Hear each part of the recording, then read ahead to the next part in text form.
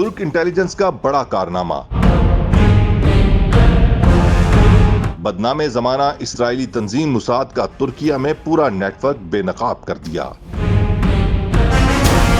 तुर्क खुफिया agency MIT ने तुर्किया में एक बड़ा ऑपरेशन करते हुए इसराइली जासूसों और खुफिया एजेंटों समेत तमाम ट्रोजन हॉर्सेस को पकड़ लिया। इसराइली सीक्रेट सर्विस मुसाद का खुफिया नेटवर्क डेविल्स ट्रायंगल भेस बदलकर तुर्किया में काम कर रहा था। इसका मकसद न सिर्फ तुर्किया की दिफाई सरगर्मियों, अस्करी इस्तेदाद की निगरानी और बवक्त जरूरत इसे सबोटाज करने के अलावा तुर्क शहरियों पर नजर रखना था।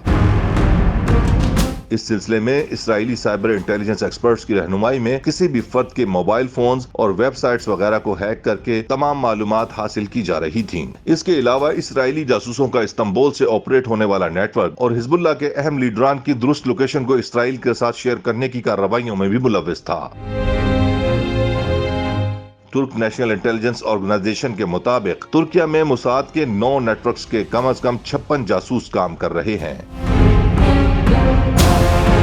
यहाँ एक सवाल ये भी है कि इसराइल ने अपनी इंतहाई अहम खुफिया तंजीम का नाम डेविल्स ट्रायंगल क्यों रखा? बरमूदा ट्रायंगल को यूरोपियन पॉपुलर कल्चर में डेविल्स ट्रायंगल कहा जाता है। यहाँ तक कि पायरेट्स ऑफ द कैरेबियन नामी मूवी में भी बरमूदा ट्रायंगल के लिए यही नाम इस्तेमाल किया गया है, जबकि इसी डेविल्स ट्रायंगल के बारे में ये नजरिया तादेर गर्दिश करता रहा कि दज्जाल या ईसाइयों के मुताबिक एंटी क्राइस्ट इसी बरमूदा ट्रायंगल में छुपा बैठा है। यही नजरिया यहूदियों के ग्रेटर इसराइल के ख्वाब की बुनियाद है।